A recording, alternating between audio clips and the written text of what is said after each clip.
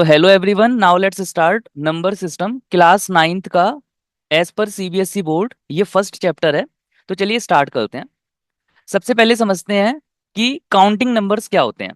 So counting numbers starts with 1 2 3 and goes till infinity. तो इस तरह से ये इन्फिनिटी तक जाते हैं।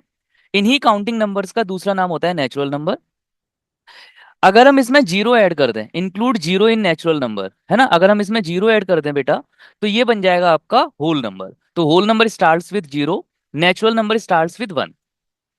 Include negative of natural number, तो अब हम लोगों ने क्या किया कि जितने भी नेचुरल नंबर्स हैं उनकी नेगेटिव वैल्यूज भी हमने इसमें ऐड कर दी। Just like this, -1 -2 -3 and so on. तो माइनस इंफिनिटी से लेकर प्लस इंफिनिटी तक के सभी इंटीजर्स बोले जाते हैं हमारे इंटीजर्स नंबर्स। नाउ अगर हम इंटीजर्स को फ्रैक्शन की फॉर्म में लिखें, मतलब पी अपॉन क्यू की फॉर्म में लिखें, यानी न्यूमिनेटर और डिनोमिनेटर की फॉर्म में लिखें, जैसे कि आप इन एग्जांपल्स में देख पा रहे हो, तो हमारे इस तरीके के जो नंबर्स होते हैं इनको बोला जाता है जिसमें हमारे पास न्यूमिनेटर भी हो और हमारे पास डिनोमिनेटर भी हो। न्यूमिनेटर भी हमारे एक इंटीजर वैल्यू को बिलोंग करेगा, डिनोमिनेटर भी हमारे एक इंटीजर वैल्यू को बिलोंग करेगा, बस डिनोमिनेटर में जीरो नहीं आ सकता। तो रेशियो ऑफ इंटीजर्स, इसको बोला जाता है rational numbers. So if p is any integer and q any non zero integer, then p upon q is a rational number. कुछ एग्जांपल समझते हैं रैशनल नंबर के। तो हमारे पास दो एग्जांपल्स हैं, एक है बेटा 9/4 और दूसरा है 2.25। तो आप देख सकते हो कि 9/4 को जब हमने डिवाइड किया तो 2.25 आया, और 11/3 को जब हमने डिवाइड किया तो 3.666 एंड सो ऑन, इस तरीके की कुछ वैल्यू आई। तो ये दोनों ही हमारे रैशनल नंबर माने जाएंगे। 2.25 क्या है, ये टर्मिनेट हो गया। लेकिन अगर मैं 3.666 की बात करूं तो ये नॉन टर्मिनेटिंग एंड रिकरिंग है। टर्मिनेट का मतलब होता है एंड हो जाना, और रिकरिंग का मतलब होना है रिकरिंग का मतलब होता है रिपीट होना। Decimal form of rational number is terminating और नॉन टर्मिनेटिंग एंड रिकरिंग। तो जितने भी हमारे पास रैशनल नंबर होते हैं, जब हम उनकी डेसिमल वैल्यू निकालते हैं तो या तो वो टर्मिनेट हो जाते हैं, और अगर वो टर्मिनेट नहीं होते तो वो रिपीट होते हैं। 3.666 को हम 3.6 बार भी लिख सकते हैं। 4.914914, जैसे कि आप देख सकते हो कि 914 रिपीट हो रहा है, तो इसको हम लोग 4.914 का बार लिख सकते हैं।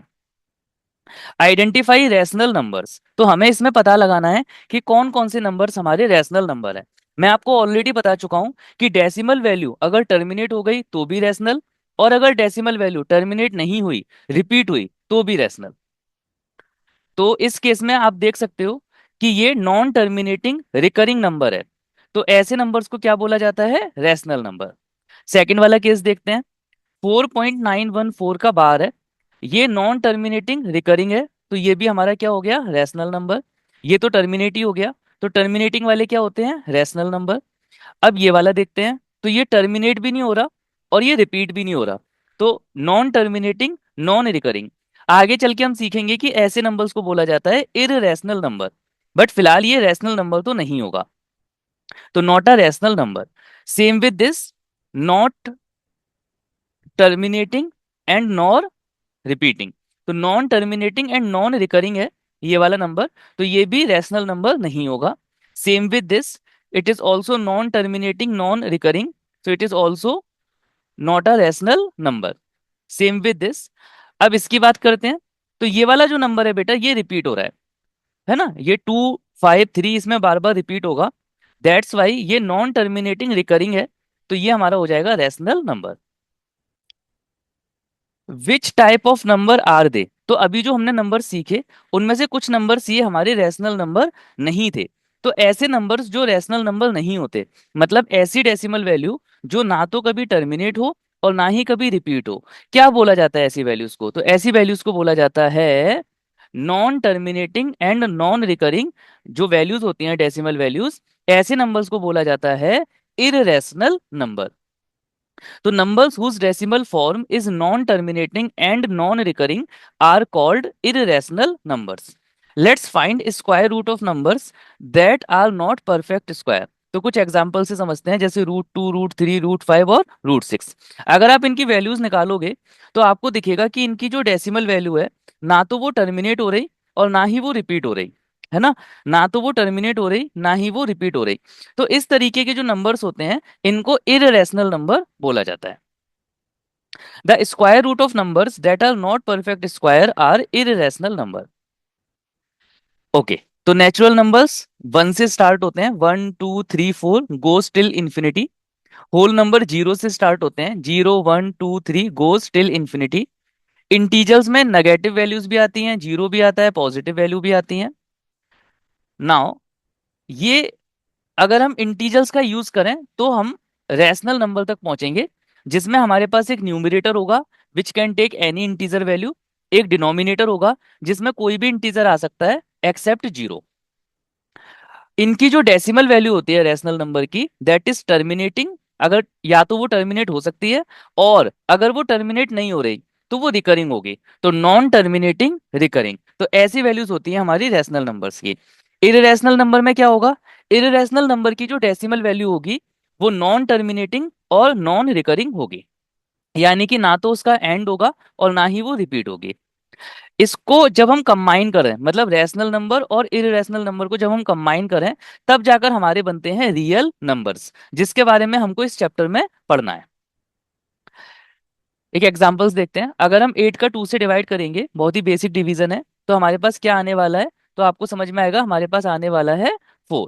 यहाँ पर डिविडेंड जो है वो 8 हो गया, डिवाइजर 2 हो गया, कोसेंट 4 हो गया, रिमाइंडर 0 हो गया। तो आप देख सकते हो कि डिविडेंड जो होता है वो divisor into quotient plus remainder के इक्वल होता है। ऐसा यहाँ नहीं है, आप किसी भी डिवीजन के सम में ये एक कॉमन ट्रेंड है जो देख सकते हो। तो 8 कैसे आया होगा, मतलब डिविडेंड कैसे आया होगा? जब हमने डिवाइजर लिया होगा जो कि 2 है, इंटू कोसेंट जो कि 4 है, प्लस रिमाइंडर जो कि 0 है। तो अगर आप इसको सॉल्व करोगे तो आपको LHS इजिकल टू RHS मिलेगा। Now example 2। अब मैं 15 का डिवाइड करता हूँ 2 से, बेसिक डिवीजन है तो जल्दी से हम इसको डिवाइड करते हैं। तो 2 7 जा 14, हमारे पास 1 रिमाइंडर आ जाएगा। अब ये 15 कैसे आया, मतलब ये डिविडेंड कैसे आया? तो आप बोलोगे सर डिवाइजर इंटू कोसेंट करते हैं। डिवाइजर हमारा इस केस में 2 है, इंटू कोसेंट इस केस में 7 है, प्लस रिमाइंडर करते हैं जो कि 1 है। तो 2 × 7 14, 14 प्लस 1 हमारा हो गया 15। तो मैं कुछ देर के लिए डिविडेंड को ए मानता हूं, डिवाइजर को बी, कोसेंट को क्यू और रिमाइंडर को आर। तो A is equal to B into Q plus R, ये जनरल फॉर्म हो गई। इसको हम लोग बोलते हैं division algorithm. For two given positive integers A and B, A is always equal to B Q plus R. यहाँ पर ए जो है हमारा वो डिविडेंट है, बी जो है हमारा वो डिवाइजर है, क्यू कोसेंट और आर रिमाइंडर। नाउ रिमाइंडर हमारा 0 आया पहले केस में, और दूसरे केस में अगर आप देखोगे तो रिमाइंडर हमारा 1 आ गया।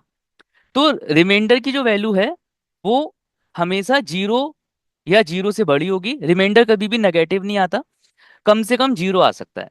और रिमाइंडर की जो वैल्यू होती है वो हमेशा ही डिवाइजर से कम होती है। रिमाइंडर की वैल्यू हमेशा ही डिवाइजर से कम होती है। यही चीज बोली जाती है यूक्लिड डिवीजन एल्गोरिथम। ओके।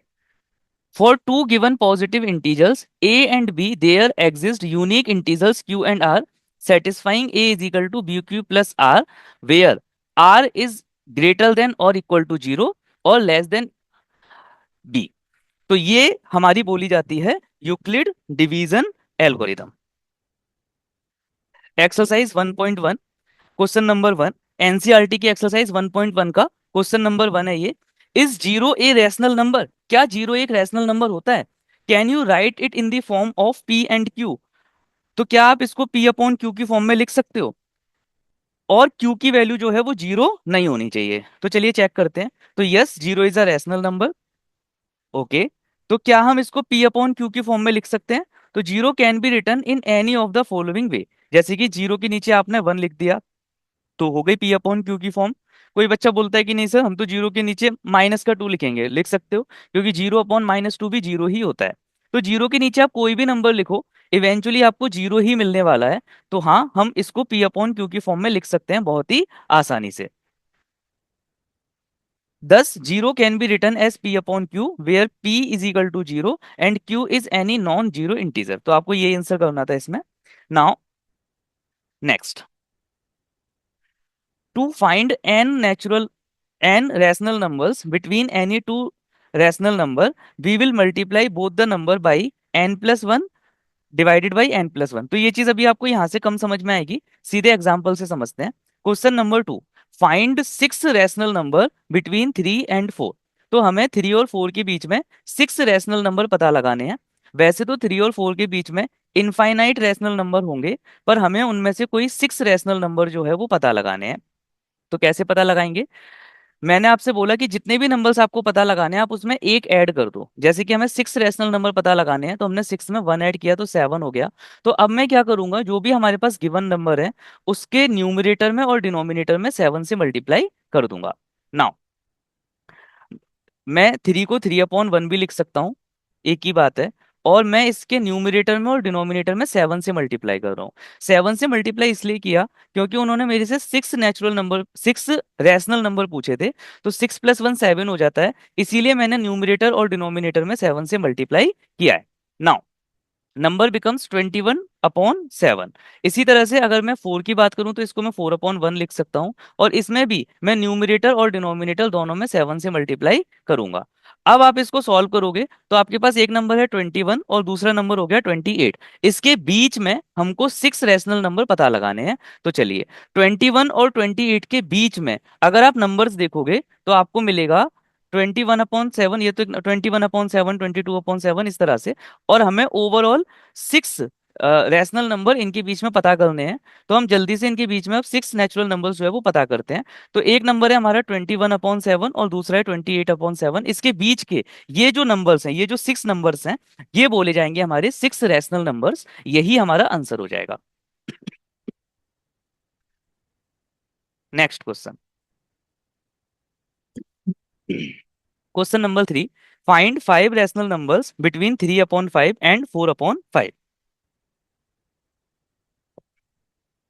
तो हमें 3/5 एंड 4/5 के बीच में फाइव रैशनल नंबर्स पता करने हैं, जो कि बहुत आसान है पता करना। हम 5 + 1 करेंगे जो कि हो जाएगा 6। अब 6 का न्यूमरेटर से और डिनोमिनेटर से करेंगे मल्टीप्लाई। तो पहला नंबर है हमारा 3/5, हम सिक्स से न्यूमरेटर और डिनोमिनेटर में मल्टीप्लाई करेंगे, नंबर हो जाएगा 18/30। इसी तरह से सेकंड नंबर है हमारे पास 4/5, तो हम न्यूमरेटर और डिनोमिनेटर में मल्टीप्लाई करेंगे सिक्स से, नंबर हो जाएगा 24/30। अब हमें 18 और 24 के बीच के नंबर्स देखने हैं। तो 18 और 24 के बीच में नंबर्स आते हैं 19, 20, 21, 22 और 23। अब हम अपनी मर्जी से डिनोमिनेटर में 30 लिखते जाएंगे, क्योंकि हमारा नंबर्स 18/30 था। तो सभी के डिनोमिनेटर में हमने 30 लिखा। दो नंबर्स 18/30 और 24/30 के बीच में हमको ओवरऑल फाइव रैशनल नंबर चाहिए, जो कि ये हो गए। So this is going to be our answer. Hopefully आप लोगों को समझ में आ रहा होगा। नेक्स्ट, एक्सरसाइज 1.1 का question number 4, state whether the following statement are true और false, give reason for your answer. तो पहला है every natural number is a whole number. तो आपसे बोला गया है कि दुनिया के जितने भी नेचुरल नंबर होते हैं वो होल नंबर होते हैं, इस बात को पता करो। तो ये स्टेटमेंट ट्रू है। दुनिया के जितने भी नेचुरल नंबर होते हैं वो होल नंबर का पार्ट होते हैं, क्योंकि नेचुरल नंबर स्टार्ट्स होते हैं वन से और होल नंबर स्टार्ट्स होते हैं जीरो से। तो होल नंबर का सेट बड़ा होता है और नेचुरल नंबर का सेट छोटा होता है। तो natural number is a part of whole number. Every natural number lies in the collection of whole number. तो ये बात पूरी तरह से ट्रू है। ओके, तो आप देख सकते हो कि दुनिया के जितने भी नेचुरल नंबर्स होते हैं वो सभी पार्ट होते हैं होल नंबर के। So this statement is true, every natural number is a whole number. Now, second part, every integer is a whole number. Every integer whole number होते हैं, दुनिया के जितने भी इंटीजर्स हैं वो सभी होल नंबर में आते हैं। तो ये स्टेटमेंट जो है वो पूरी तरह से फॉल्स है। जैसा कि आप देख सकते हो गिवन एनिमेशन में, -3, -2, -1 और नेगेटिव के जितने भी नंबर्स हैं ये हमारे होल नंबर के पार्ट नहीं होते।